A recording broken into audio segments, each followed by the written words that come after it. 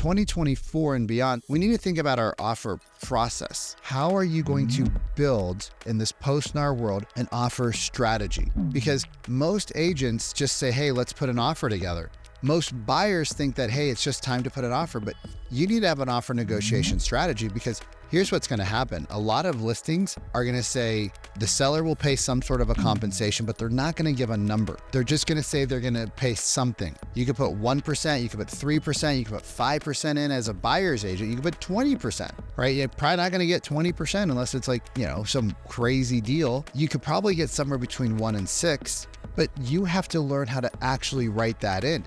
You have to learn how to actually talk to the buyer, because what it's going to do is it's going to lower the net to the seller. And the sellers, in their mind, they're thinking, oh, we don't have to pay the commission anymore. But the buyers always paid the commission. It's just the semantics now that have to get worked out. We need to know what's available. What are the options? Who's buying the actual loan, and what are their terms that they're willing to accept, right? Jumbo loans are typically bought by individual investors, which means the investors have to be okay with certain criteria. If we don't know this as agents, how do we convey with confidence to the buyer who's like, well, I can't afford to give you percentage points. I can't afford a $20,000 check to you. Like, I want you. So you need to understand the offer process, right? And you need to understand how to discuss the commissions. If you don't know how to do that, then it's going to be a little bit of a challenge.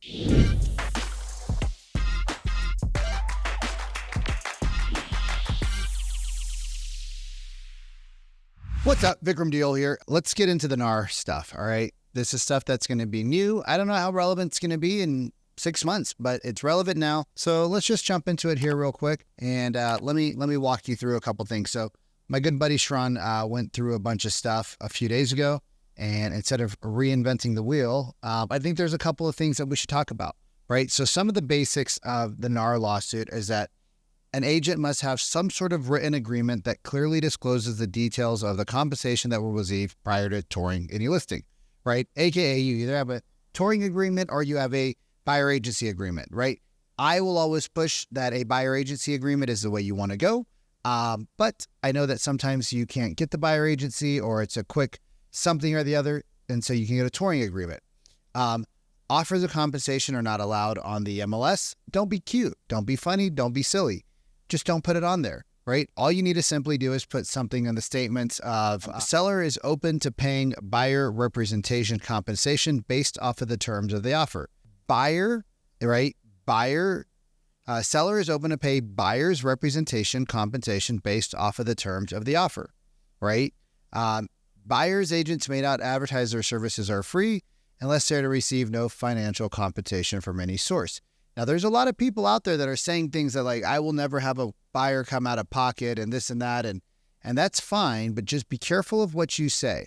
So that is on a high level, right? That is on a high level. Like, I'm not going to go into some of the details because I think what we need to do is know the high levels of what we actually are working on here. So what we're talking about right now is the decoupling of compensation. All right. We are decoupling compensation. So now the listing agent gets compensation from the seller. The buyer's agent gets compensation from the buyers. Now, are there ways that the seller can pay the buyer's agent? Yes, but it's not advertised and it's no longer coming directly from the listing agent's office. It's coming directly from the seller. So if the seller wants to, right, they can still say, yes, we're willing to give 1%, 2%, 3%, 5%. Whatever the number is, they can agree to that.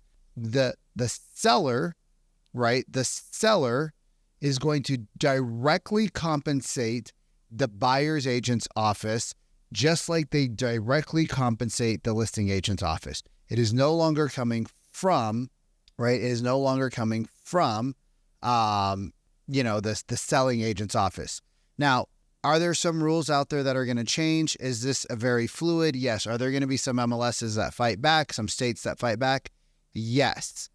But probably the easier, the more safe way to go to stay out of trouble is that the seller pays the buyer's office, the seller pays the listing office, and then there's a variation of things. All right.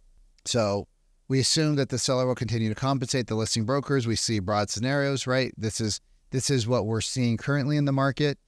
Seller pays the buyer broker directly. Buyer pays the buyer broker directly. There's a combination where the seller pays the buyer broker directly and the buyer pays the buyer broker directly.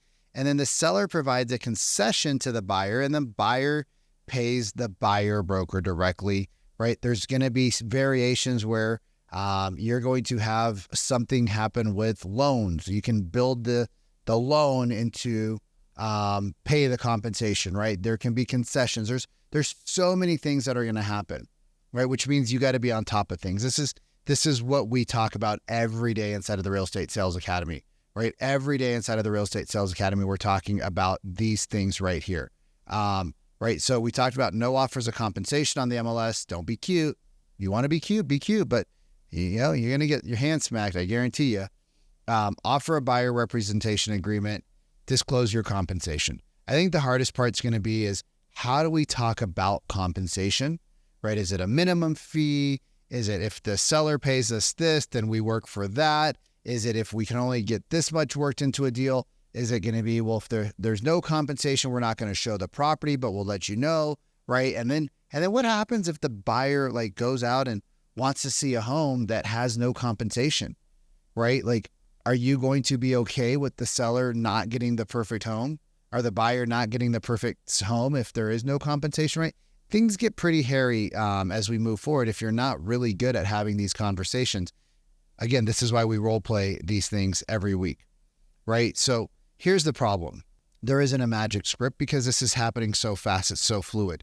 But there is an amazing buyer presentation that if you have, right, like what we give to our clients, we call it the 7-figure buyer consultation, right? And so when you have the 7-figure buyer consult, you actually get everything, right? You actually get how to ask for compensation, right? So you get the 5 components. You get what happens when our offer gets accepted, right? Next steps, the 4 outs, right? Inspections, appraisals, right? But before we ask for commitment, right, we have a lot of stuff that we went through. Like we went through a lot of things on the left if you look at this. Like we created a game plan with them. We created a calendar. We have their overarching goal, right? And then we talk a lot about what's actually going on. Oh, we got a small typo here. So we talk a lot about what's actually going on. And then we start to share all the things. And then we talk about how to disarm. And then we talk about the commissions. And I mean, there's a lot that goes into it that most agents aren't going to have. And most brokerages, even the best brokerages and teams, are not going to be able to figure this out because it's a lot of work, right? And so you really, really, really want to think about, what are you saying and how are you show flowing and demoing compensation, right? So like, what are you saying and how are you showing how are you actually making claims and then backing them up, right? Because so many agents make claims, but they don't know how to back it up with actual facts. Right. And that could be problematic and that could cost you a lot of money. Right. So like going back over here, like, Sharon says, there is no magic script. It's just being really good at presenting, really good at handling objections, really good at showing your value. Right. We call it show flow demo. How do you show, how do you flow, and how do you demo? Right. And that's where the skills come in. Right. Every claim you make has to have something backing it. Right. So there's 3 agreements that you want to talk about early in your presentation, right? There's 3 agreements that you want to talk early about in your presentation. And most unfortunately, agents don't talk about this. They're actually scared to talk about it, but there's 3 agreements that govern a real estate transaction. You know what they are: the listing agreement, buyer agency agreement, right? Don't call it buyer broker because people don't understand it. It creates confusion and it actually creates lack of trust. So listing agreement, buyer agency agreement, and the purchase and sale agreement, right? Those are the 3 agreements that govern a real estate transaction. You should bring those up early in your process. Hey, Mr. Buyer, there's actually 3 agreements that govern a real estate transaction. Would it be cool if I walked you through them? Would it be cool if I walked you through them? Yes. Blah, blah, blah, blah, blah, blah, blah, right? So Sharon does a really good job of spelling it out. And we do a really good job of teaching you how to actually utilize it. But if you don't have something, you're not going to feel confident about bringing this up, right? You're not going to feel confident about having this conversation. And if you're not confident about talking about the listing agreement, the buyer agency agreement, and the purchase and sale agreement, then when you actually have to talk about it later on, it's going to be really hard. And you know, the number one question that buyers have is who's paying you? So when a buyer asks that question at the beginning of the presentation, say, yeah, Mr. Buyer, would it be cool if we, we're going to get into all of that. Obviously, it's super important. I like to get paid, and you should know how you're going to pay us. Would it be cool if we go through the rest of our presentation first, and then I'm going to cover all of this throughout the presentation? But is it cool if we go through it, and then as we go through it, if you have questions, just write them down, right? Because I'm going to cover everything, and they're going to go, oh, yes, that would be great, right? So, again, some of the things that you might need to know about is how are you going to have an offer negotiation strategy, right? So one of the most important things that I believe we should be talking about is the offer negotiation strategy. It's one of the things we talk about inside of the Real Estate Growth Academy, right? Inside of our Trust, Rapport, Influence Sales method. How are you going to build, right, in this post-NAR world, how are you going to build an offer strategy, right? Because most agents just say, hey, let's put an offer together. Most buyers think that, hey, it's just time to put an offer, but you need to have an offer negotiation strategy, because here's what's going to happen. A lot of listings are going to say the seller will pay some sort of a compensation, but they're not going to give a number, right? They're just going to say they're going to pay something. You could put 1%, you could put 3%, you could put 5% in as a buyer's agent. You could put 20%, right? You're probably not going to get 20% unless it's some crazy deal for you, and the house has been on the market for a long time and it's just whatever. But you could probably get somewhere between 1 and 6 as a buyer's agent, right? Especially if the market's a little bit stagnant and you have a great offer that the seller can use. But you have to learn how to actually write that in. You have to learn how to actually talk to the buyer, because what it's going to do is it's going to lower the net to the seller. And the sellers, in their mind, they're thinking, oh, we don't have to pay the commission anymore. But the buyers always paid the commission. It's just the semantics now that have to get worked out. And here's the truth. Most buyer's agents in the past, and I've heard them say it, hey, just use us because the seller pays our commission, which was false, right? But that's what they said. Hey, the commission comes from the sales side, right? The commission comes from the other side, right? So you don't have to worry about it. Just use us, because it doesn't really matter. And we'll even give you a portion of our commission back as a rebate or whatever you call it. And so buyers have been trained a certain way. If you don't know the new ways to offer negotiate, right, you're going to be in a problem. And so we need to think about our offer process, right? In 2024 and beyond, we need to think about our offer process.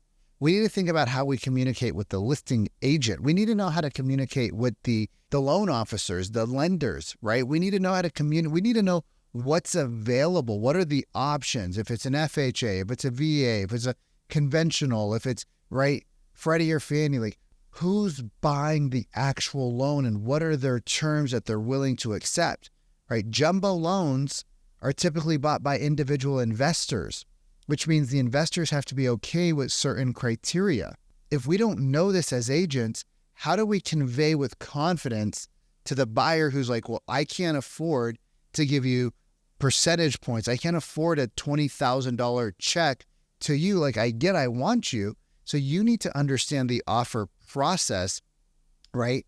And you need to understand how to discuss the commissions, and you need to do it in a way, we call it the DHIS, right? In a way that keeps the prospect disarmed, keeps them isolated on what they're focused on, right?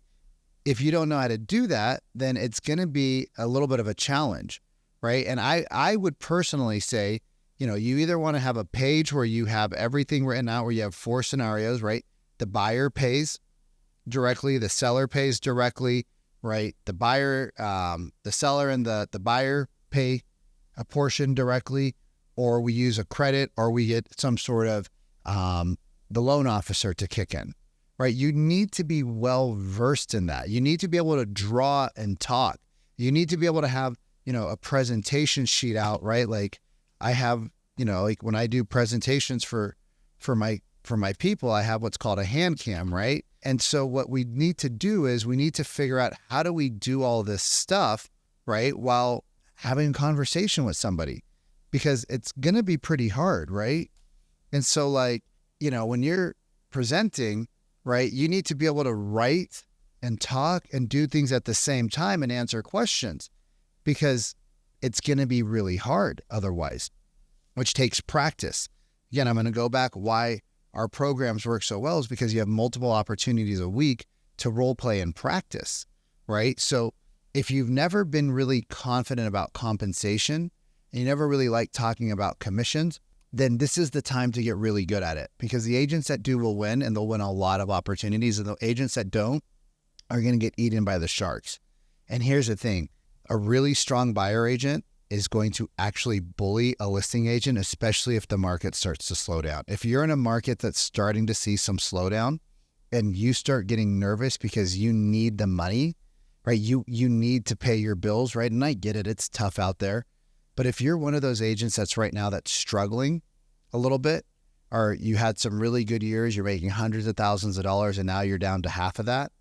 And so your bills are kind of starting to eat out of both ends of your savings and your checking, and you're like, oh, I really need to sell this listing, and you get an agent that comes in and says, hey, I want something astronomical, you're going to give in to that agent, because you're going to take that offer and you're going to have scarcity mindset. And people don't talk about that. But if you're not a strong agent talking about compensation, you're going to get bullied, even if you're on the listing side, and it's going to be a really bad thing, right? So you need to practice these skills, right? You need to absolutely practice these skills. Right? You need to absolutely practice these skills, right? There's also another thing, right? One of the things that, people aren't talking about, because a lot of people don't know, that's why I'm just stealing Sharon's presentation here, is because it's well thought out, is that the new rule will put a compensation, right, ceiling. So the new rule states that the buyer broker compensation must be disclosed, right, et cetera, but the buyer broker cannot receive any more compensation than which is negotiated and agreed upon in writing with the buyer. What does that mean? Well, it's simple. It means that if the buyer, right, and you agree to, let's say, $15,000 of the purchase price, a $15,000 flat fee, right? Well, what does that mean? It means that let's assume the seller pays $500, right, and the buyer broker agreed to a maximum compensation of $250. Well, in this case, the broker would only be allowed to receive $250, right? Wait, hold on, guys. That's crazy. Now, assume the seller is willing to pay $500 towards buyer representation compensation. The buyer broker agreed to a maximum compensation of $800. In this scenario, right, the buyer's agent would receive the full $500 plus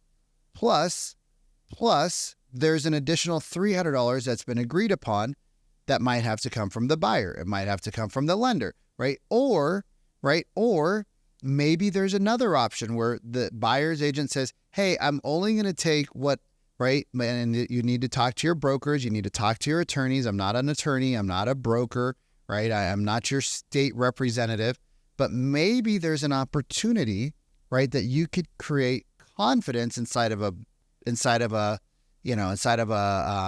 buyer and say, yeah, let's say they're buying $1 million house.